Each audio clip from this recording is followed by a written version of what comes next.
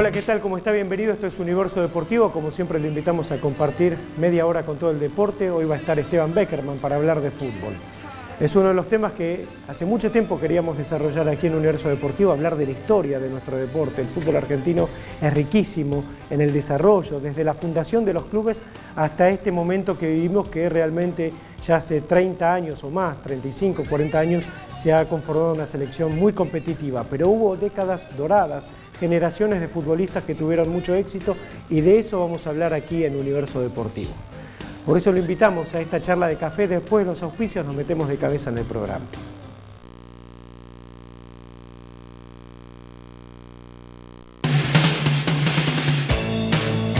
Las siguientes empresas auspician este programa: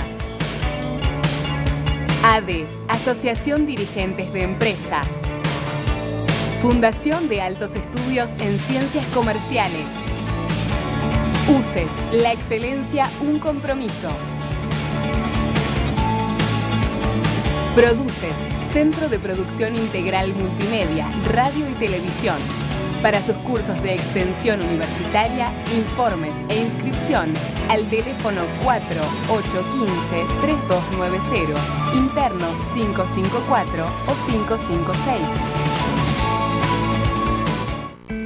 Tu vida cambia día a día. Ahora empezás a tomar decisiones, abriendo las puertas hacia tu futuro. Comenzás a seguir una vocación, eligiendo una carrera. Tu carrera está en UCES. UCES, parte de tu historia.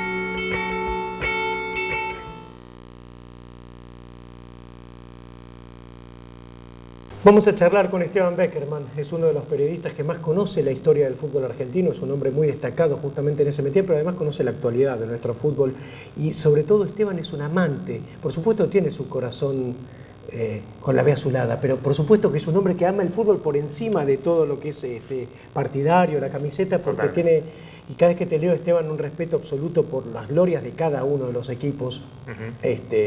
Sos un defensor a ultranza de Tucho Méndez, que es un símbolo de Racing y de Huracán. Sí, de las glorias del pasado. Exacto, en general, sí. ¿No?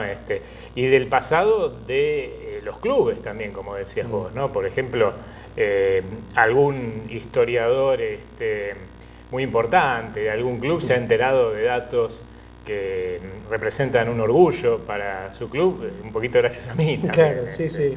Así que en ese sentido, la verdad que estoy todo el tiempo descubriendo quizás alguna perlita o algo que sirva como para que la gente un poco empiece a entender que hay mucho por hacer y hay mucho por descubrir justamente, ¿no? En torno a la historia del fútbol argentino y de los clubes, ¿no? Sí, sí. ¿Cómo nace esta vocación? Porque en definitiva, viste que en general los chicos y la gente que le gusta el fútbol de hoy, un poquito el de ayer, pero le cuesta mirar hacia atrás. Bueno, yo creo que nuestra generación en general creció respetando el pasado, sí, ¿no? Creció tratando de ver qué había antes, ¿no? Qué había pasado antes con el fútbol, con los clubes, cuáles eran los grandes jugadores de la historia del fútbol argentino.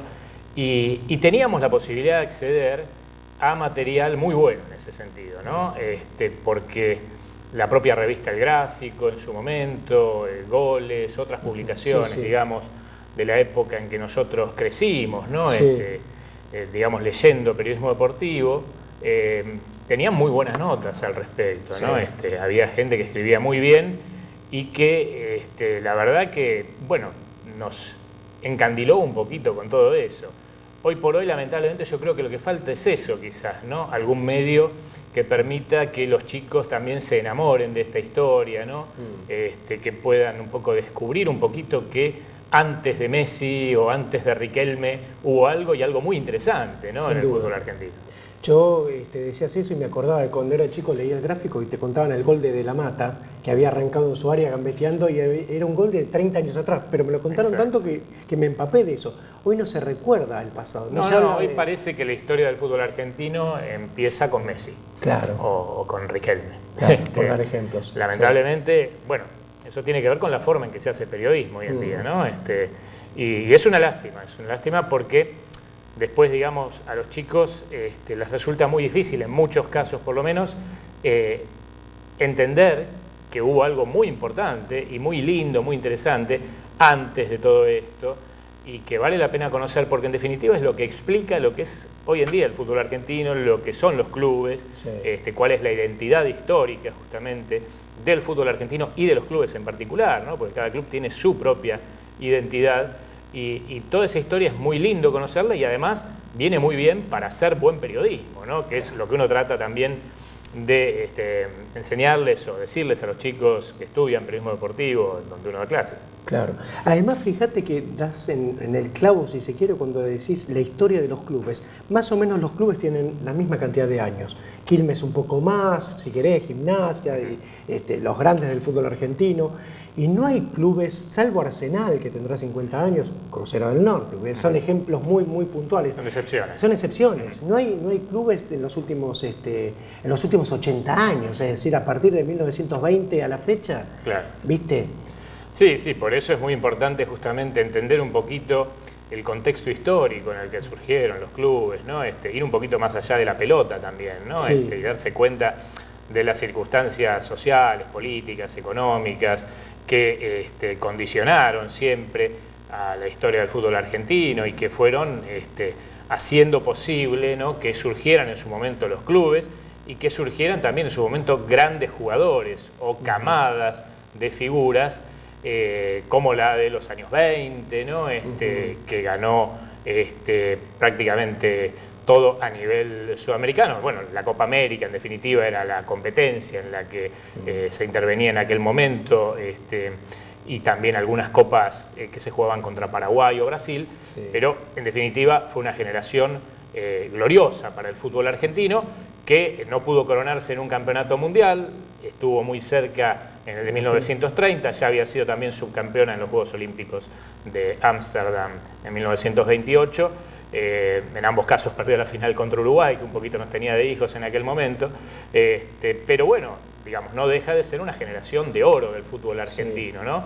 Y también luego la de los años 40, ¿no? Que es una generación... Esa es mítica, ¿viste? Se habla de la huelga del 48 y demás, y claro, una generación mítica. Y sí, porque es posiblemente la generación con mayor cantidad y calidad de figuras en la historia del fútbol argentino. Lamentablemente no hubo mundiales en aquel entonces y resulta que hoy muchos chicos te dicen, pero no ganaron nada, porque no ganaron ningún mundial.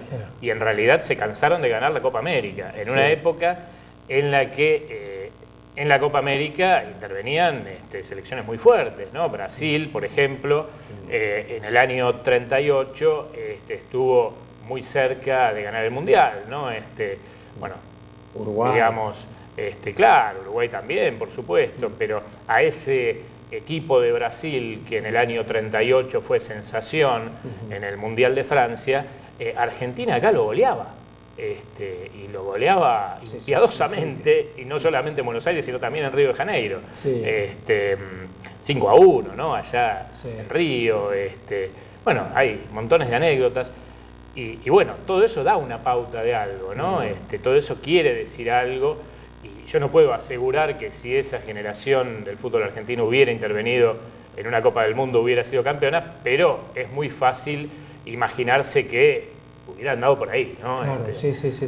Y siempre se la recuerda como la generación dorada, ¿no? Esa de los años 40. Sí. Aunque después siguieron, porque le faltó quizás organizar en los 60... En realidad, como te decía, ya había habido una generación de oro del fútbol argentino en los años 20, que es esa que fue subcampeona olímpica y del Mundial del 30, y luego vino esta, ¿no? La de los 40, que, bueno, como te decía, se cansó de ganar la Copa América, fue la monarca indiscutida de la época a nivel sudamericano.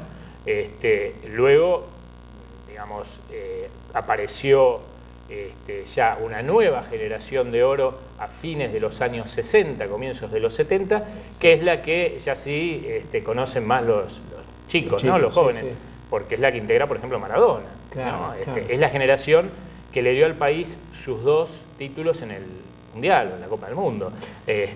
Tanto, digamos, el título del 78 como el del 86 fueron ganados por jugadores que en su mayoría pertenecieron a esta camada surgida desde fines de los 60 y durante prácticamente toda la década del 70, ¿no? Porque si uno ve, por ejemplo, la plantilla que ganó el Mundial 86, se da cuenta de que son todos, o prácticamente todos, jugadores surgidos en los 70.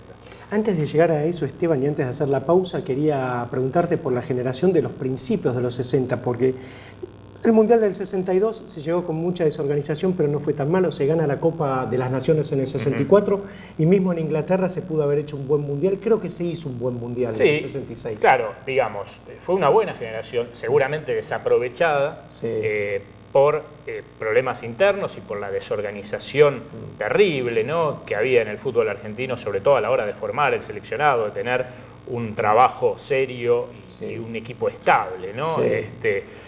Digamos, para que Argentina pudiera andar bien en competencias mundialistas o en la Copa América.